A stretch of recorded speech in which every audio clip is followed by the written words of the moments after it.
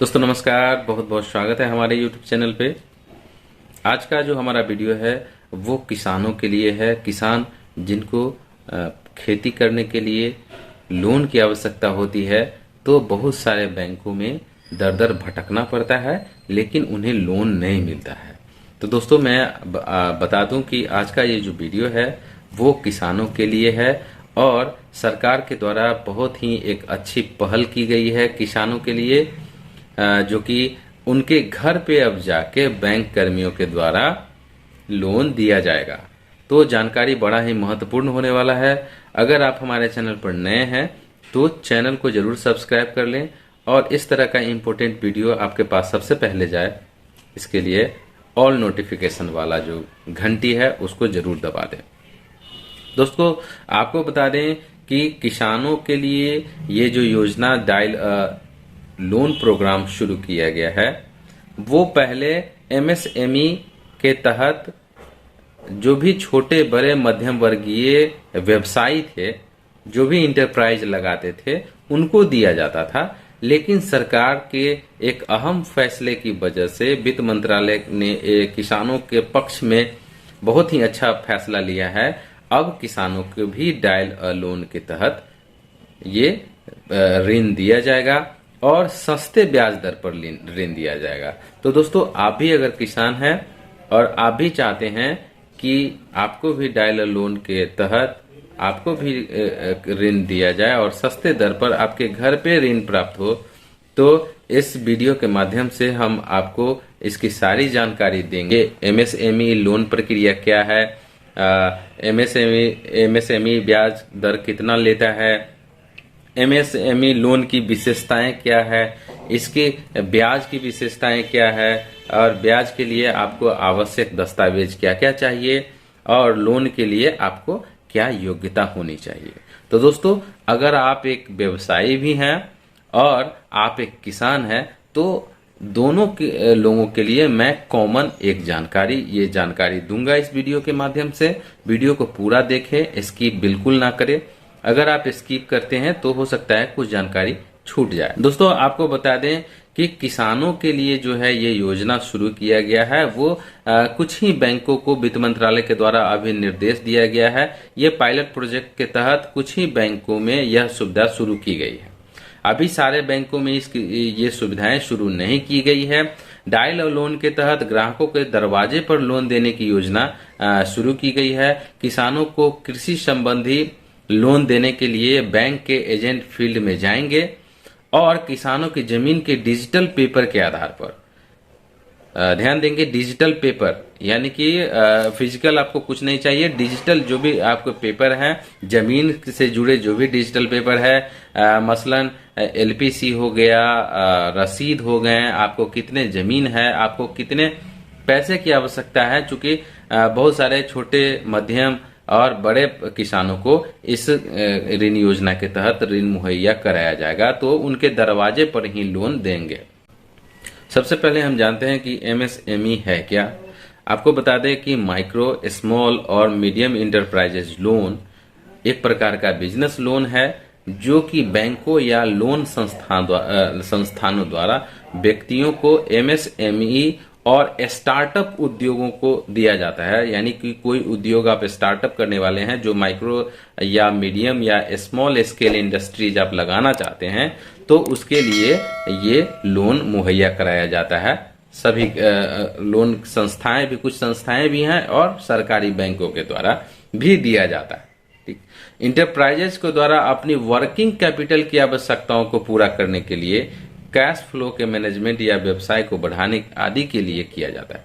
कई लोन संस्थान या बैंक जो हैं वो अपने ग्राहकों को कोलेटरल या कहिए कि बिना सिक्योरिटी के भी लोन मुहैया करा देते हैं और कुछ ऐसा भी है जो आपको सिक्योरिटी लेते हैं, सिक्योरिटी के तौर पर कुछ लेते हैं, उसके बाद आपको ऋण मुहैया कराते हैं।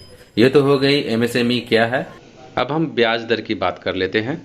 तो कुछ मुख्य बैंकों की बात करें तो एसबीआई का जो ब्याज दर है प्रतिवर्ष वो है 8% प्रतिवर्ष एसएमई लोन के तहत।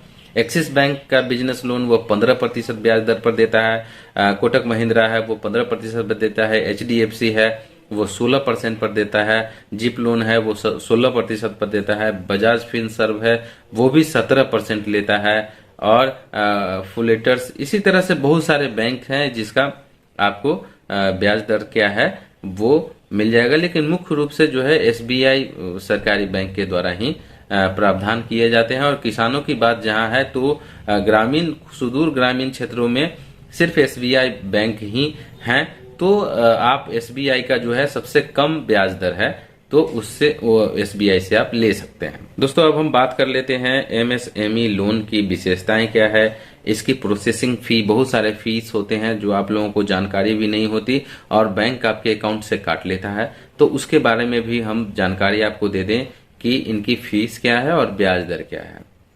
ब्याज दर की बात करें तो इसमें व्यावसायिक, आपका जो व्यावसायिक आवश्यकता है, आप कितना लोन लेते हैं बैंक से, उसके अनुसार आपका ब्याज दर निर्धारित किया जाता है। यानी कि ज्यादा अगर आप लोन लेते हैं, लोन का अमाउंट ज्यादा होता है तो हो सकता है कुछ कम ब्याज दर देना पड़ेगा। या अगर आप लोन कम लेते हैं, यानी या माइक्रो वाले को हो सकता है कुछ ज्यादा परसेंटेज ब्याज दर लगे और ज्यादा रिक्वायरमेंट है, लार्ज अमाउंट रहेगा तो आपको कम ब्याज दर देना पड़ता है। लोन की राशि क्या होगा तो हम आपको बता दें कि न्यूनतम कुछ भी निर्धारित नहीं किया गया है, लेकिन अधिकतम जो लोन की राशि है वो 1 करोड़ रुपए निर्धारित किया गया है और व्यावसायिक आवश्यकताओं के अनुसार इसे बढ़ाया भी जा सकता है। भुगतान अवधि की बात करें तो इसमें आपको, जब आप लोन लेते हैं तो आपको 15 से 5 वर्ष का समय दिया जाता है आपको लोन वापस करने का, चुकता करने का। बात करें मोटे तौर पर 12 महीने या 12 महीने से 60 महीने तक का पीरियड दिया जाता है। कोलैटरल की बात करें तो अनसिक्योर्ड बिजनेस लोन के लिए आवश्यक नहीं है ये कोलैटरल। अगर प्रोसेसिंग फीस की बात करें तो ये कुल जितना आप अमाउंट लेते हैं उसका 0 से 4% तक आपको प्रोसेसिंग फीस ली जाती है। अगर फोरक्लोजर फीस की बात करें तो बकाया लोन राशि पर ये 0 से 5% फोरक्लोजर फीस लिया जाता है। पार्ट पेमेंट फीस की बात करें तो 0 से 4% तक पार्ट पेमेंट फीस लिए जाते हैं।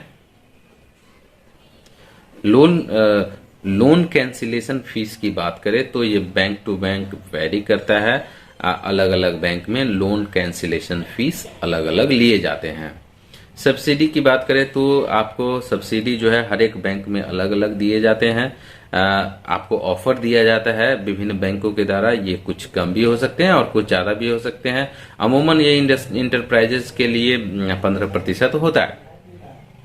और क्रेडिट सुविधाओं के अंतर्गत आपको वर्किंग कैपिटल लोन दिया जाता है, बिल डिस्काउंटिंग दिया जाता है, ओवरड्राफ्ट दिया जाता है, cash credit, letter of credit, bill purchase, merchant of cash advance आदि जो है क्रेडिट सुविधाएं आपको दी जाती है। एमएसएमई लोन लेने के लिए आपको जरूरी दस्तावेज क्या क्या लगेंगे इसकी बात अब कर लेते हैं। अगर आप एक किसान है तो आपको एलपीसी या रसीद जो भी डिजिटल फॉर्म में है वो आपको चाहिए। अगर आप इंटरप्राइज लगाने जा रहे हैं तो आपके पास एक बिजनेस प्लान होना चाहिए। पासपोर्ट साइज का आपको फोटो होना चाहिए। एक एप्लीकेशन फॉर्म होना चाहिए। आवेदक और सह आवेदकों के केवाईसी दस्तावेज जिनमें आधार कार्ड, वोटर आईडी ले सकते हैं, ड्राइविंग लाइसेंस ले सकते हैं, पैन कार्ड ले सकते हैं, यूटिलिटी बिल में आपको ले सकते हैं, टेलीफोन का बिल या बिजली बिल ले सकते हैं। ये सब आप केवाईसी के लिए ले सकते हैं। आप अगर एक किसान है तो आपका आय प्रमाण पत्र भी चाहिए और इंटरप्राइज में भी है तो उसके लिए भी आय प्रमाण पत्र चाहिए। सारा चीज कॉमन रहेगा, सिर्फ ये जो है एलपीसी और रसीद वगैरह जो है वो किसान के लिए स्पेशल लगता है। इसके बाद आपके पास आय प्रमाण पत्र हो गया। इसके बाद बिजनेस के पते का प्रमाण पत्र, अगर आप किसान हैं तो आपका जो भी होम एड्रेस है वो हो जाएगा, लेकिन जो इंडस्ट्रीज लगाते हैं तो उनको बिजनेस के पता का प्रमाण पत्र एक लेना पड़ता है, वो ध्यान दीजिए। पिछले 6 महीने का बैंक स्टेटमेंट होना चाहिए। यदि आवश्यक हो तो लाइसेंस, सर्टिफिकेट और रजिस्ट्रेशन की कॉपी भी होनी चाहिए। इसके बाद है आप अगर अनुसूचित जाति हैं, अगर आप अनुसूचित जनजाति है जिस पर आप पर ये अगर लागू होता है तो उसका प्रमाण पत्र भी आपको बनवा के देना होता है। लोन संस्थान द्वारा आवश्यक कोई अन्य दस्तावेज भी आपसे रिक्वायरमेंट किए जा सकते हैं। इसके अलावा लोन लेने की योग्यता की बात करें तो लोन लेने के लिए आपका उम्र 18 से 70 साल के बीच होना चाहिए। किस व्यक्ति को लोन मिलेगा तो आपको बता दें कि बिजनेसमैन, महिला उद्यमी, स्वरोजगार पेशेवर, SC ST OBC श्रेणी के अंतर्गत आने वाले लोग, व्यापारी, कारीगर, रिटेल व्यापारी, सर्विस और मैन्युफैक्चरिंग सेक्टर में लगे हुए बिजनेसमैन को इसके तहत लोन दिया जाता है।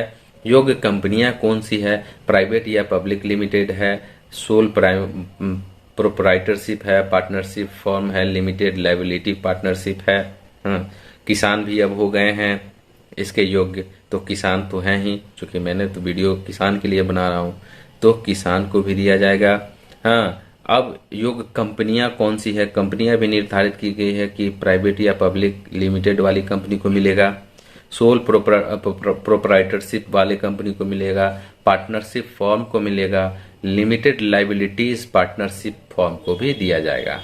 बिजनेस टर्नओवर कितना होना चाहिए? आपका बिजनेस टर्नओवर मिनिमम 10 लाख से के एक दूसरे बैंक पर भी निर्भर करता है, मिनिमम लेकिन 10 लाख निर्धारित किया गया है। आपका अच्छा भुगतान रिकॉर्ड होना चाहिए और वित्तीय स्थिरता होना चाहिए। वित्तीय स्थिरता कहने का मतलब कि कभी आपके अकाउंट में 10 लाख है, कभी 1 लाख भी नहीं है, तो वो उस तरह का फ्लक्चुएशन नहीं होना चाहिए। आपका सिविल स्कोर 750 से अधिक होना चाहिए और किसी भी लोन संस्थान में आपका डिफॉल्ट नहीं होना चाहिए। आप डिफॉल्टर नहीं हो, किसी भी लोन लेने के बाद आपने डिफॉल्टर नहीं हो तो आपको इजीली लोन दिया जा सकेगा।